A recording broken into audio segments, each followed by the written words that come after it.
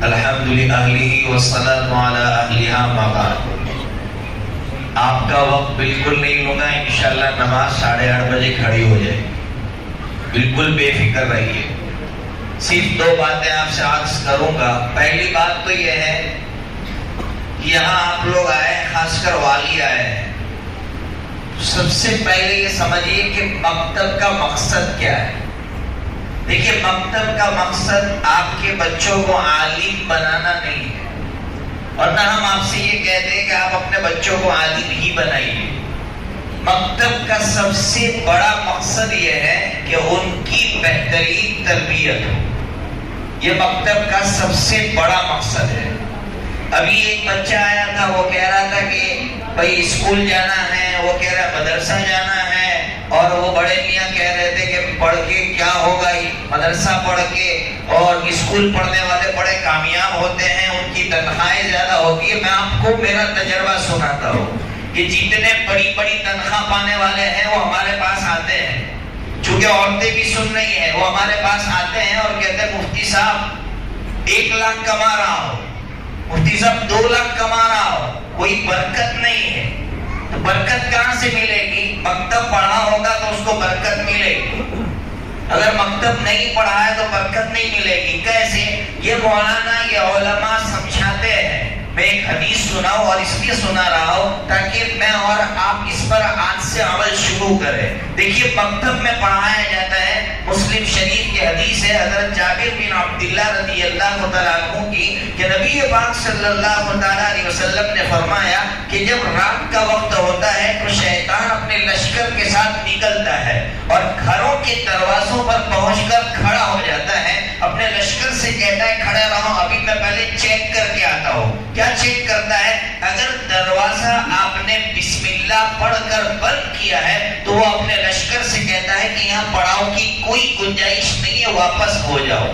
اور اگر آپ نے دروازہ بسم اللہ پڑھ کر بند نہیں کیا ہے تو وہ اپنے لشکر سے کہتا ہے گھسو اندر، ناچو، مزے کرو۔ اب یہ اپنے لشکر کے ساتھ اندر آتا ہے، ناچتا ہے۔ میرا بیٹا وہ تنہائی میں گندی فلمیں دیکھ کر آیا، تو یہ قصور اس کا نہیں ہے، میرا ہے، اس لیے کہ میں نے دروازہ بسم اللہ پڑھ کے بند نہیں کیا تھا، اس لیے شیطان اپنے لشکر کے ساتھ وہاں ہے۔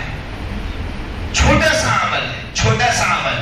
اگر ہم اپنے بچوں کو خوبصورت بنانا چاہتے ہیں اور بہت اچھا بنانا چاہتے ہیں تو سب سے بڑی ضرورت ہے کہ ہم خود عمل کریں۔ بچے دعائیں پڑھ رہے ہیں، صرف یہاں مولانا کے سامنے یا مائک پر پڑھے کافی نہیں ہے، ضرورت ہے کہ وہ گھر پہ پڑھے، اور وہ اسی وقت پڑھیں گے جب ہم اپنے بچوں کی تربیت اسی طرح سے کریں گے کہ بیٹا آج دروازہ تو بند کر، اور بسم اللہ پڑھ کے بند کرنا۔ جب میرا بچہ بسم اللہ پڑھ کے دروازہ بند کرے گا، بڑا ہوگا، اس کا یہ عمل جاری رہے گا۔ نمبر 2، یہ لشکر جب اندر آتا ہے، اگر انٹری مل جاتی ہے، اس کو بسم اللہ نہیں پڑھا ہے، جب آپ کھانے بیٹھتے ہیں 1 لاکھ کما رہے ہیں، آپ 50,000 کما رہے ہیں، لیکن آپ نے کھانے کے شروع میں بسم اللہ نہیں پڑھی، یا آپ نے بچوں کو بسم اللہ پڑھنا نہیں سکھایا، وہ کھانا شیطان اور اس کا پورا لشکر کھا جاتا ہے، اور میں رونا روتا ہوں کہ 1 لاکھ کما رہا ہوں لیکن بچتے ہیں۔ یہ مکتب کا فائدہ، دنیاوی اعتبار سے بھی مکتب کا فائدہ بتا رہا ہوں، صرف آخرت کے اعتبار سے نہیں بتا رہا ہوں، دنیاوی اعتبار سے مکتب کا فائدہ آپ کے سامنے ہے۔ جب میں نے ان بھائیوں سے کہا جو رونا روتے ہمارے پاس آ کر کہ کاروبار جو ہے ٹھپ پڑا ہوا ہے یا کما رہے پیسے بچ نہیں رہے، کہا کل سے عمل کر کے دیکھو، 1 مہینے کے اندر بچوں کے اندر تبدیلی دیکھو گے، اور 1 مہینے کے اندر آپ کے پیسوں میں برکت دیکھو گے۔ یہ پہلی بات۔ دوسری بات، ہم اپنے بچوں کی تربیت خود نہیں کرتے ہیں۔ کیسے؟ خود اپنے بچے کو اہمیت نہیں دیتے ہیں۔ مثال کے طور پر، مثال سے سمجھیے، میرا بچہ مجھ سے بات کر رہا ہے لیکن میں موبائل میں مست ہوں، وہ بچہ کہہ رہا ابا سنو، ابا سنو، یہ سننے کے لیے تیار نہیں ہے۔ میں بھی دیکھ رہا تھا، الحمدللہ بچے جب پروگرام پیش کر رہے تھے آپ لوگ بالکل توجہ کے ساتھ سن رہے تھے۔ یہ انسان کی سب سے بڑی خوبی ہے۔ حضرت نبی پاک صلی اللہ تعالیٰ علیہ وسلم کسی سے ملاقات کرتے تو حدیث پاک میں اذا التفت الیہ، جب آپ اس سے ملاقات کرتے تو پورا اس کی طرف متوجہ ہو جاتے۔ ایسا نہیں کہ آدھا ہاتھ دیا آپ ادھر دیکھ رہے ہیں اور اس سے ملاقات کر رہے ہیں، یہ اخلاق نہیں ہے، یہ تہذیب نہیں ہے۔ تو ہم خود اپنے بچوں کو اہمیت دیں، ان کی باتوں کو توجہ کے ساتھ سنیں۔ جب ان کو یہ محسوس ہوگا کہ میرا باپ مجھ کو اہمیت دے رہا ہے تو پھر وہ آگے بڑھے گا۔ لیکن آج پوری سوسائٹی ان اخلاق سے بالکل عاری ہے، کوری ہے کہ کوئی کسی کو اہمیت دینے کے لیے تیار نہیں ہے۔ ایک واقعہ سناؤ، اپنی بات ختم کرتا ہوں۔ حضرت مفتی تقی صاحب دامت برکاتہم نے اپنی کتاب کے اندر ایک پیارا واقعہ لکھا ہے۔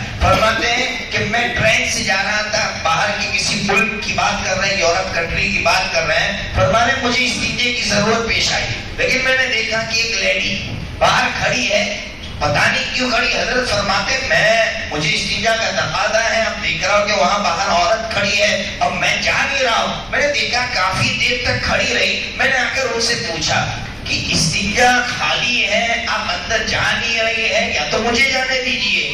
اس عورت نے عجیب بات کہی، کہا کہ میں استنجے کے لیے گئی تھی لیکن میں فلش کرنا بھول گئی، میں فلش کرنا بھول گئی ہوں، اس لیے میں کھڑی ہوں۔ تو حضرت مفتی صاحب نے فرمایا اب کر دیجئے۔ تو کہا ٹرین کھڑی ہے اور قانون ہے کھڑی ٹرین پہ کہ وقت فلش نہیں کرنا چاہیے، اس لیے میں کھڑی ٹرین میں فلش نہیں کر سکتی۔ جب ٹرین چلے گی اس کے بعد میں فلش کروں گی اور پھر میں وہاں سے جاؤں گی۔ حضرت مفتی صاحب رو رو کر لکھ رہے ہیں کہ یہ یورپ ہمارے اخلاق کو لے کر کہاں پہنچ گیا اور ہم نے اپنے بچوں کو کیا اخلاق سکھایا۔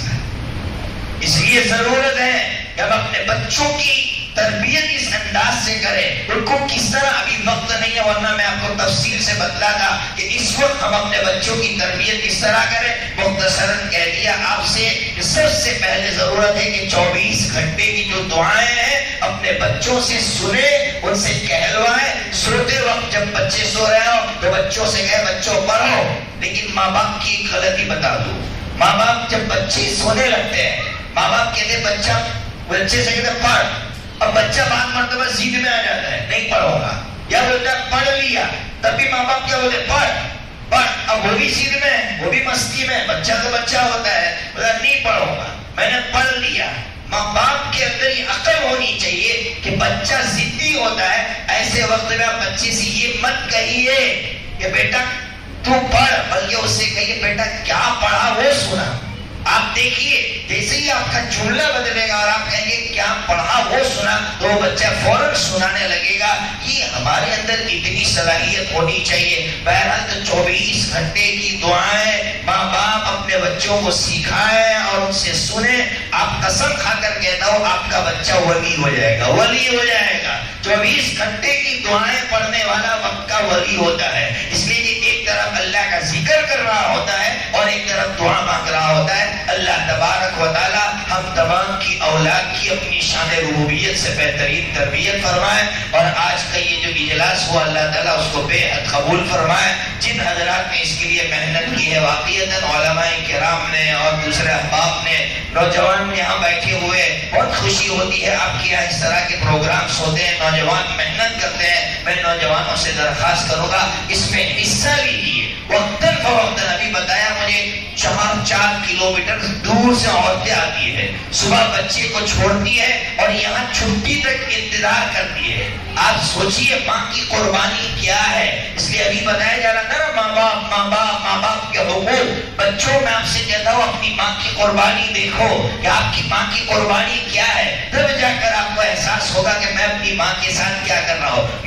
مجھے بھی کچھ دنوں پہلے سردی ہو گئی تھی، میں نے فون کیا تو میری والدہ کو محسوس ہو گیا کہ سردی ہو گئی ہے۔ قسم کھا کر کہتا ہوں دوسرے دن 5 مرتبہ فون کر کے پوچھا ہے میری والدہ نے کہ بیٹا کیسا ہے، لیکن میری ماں کو کیا بیماری ہے کبھی وہ اس کا اظہار نہیں کرتی کہ مجھے کیا بیماری ہے، اس لیے کہ بیٹا تکلیف میں ہوگا۔ یہ ہے ماں کے احساسات۔ کاش کہ اللہ تبارک و تعالی ہمیں وہ احساس عطا فرمائے اور ہم ماں کی قربانیوں کا احساس کریں۔ اللہ تبارک و تعالی ہماری اس بیٹھنے کو قبول فرمائے۔ وآخر دعوانا الحمدللہ رب العالمین۔ مختصر سی دعا کریں۔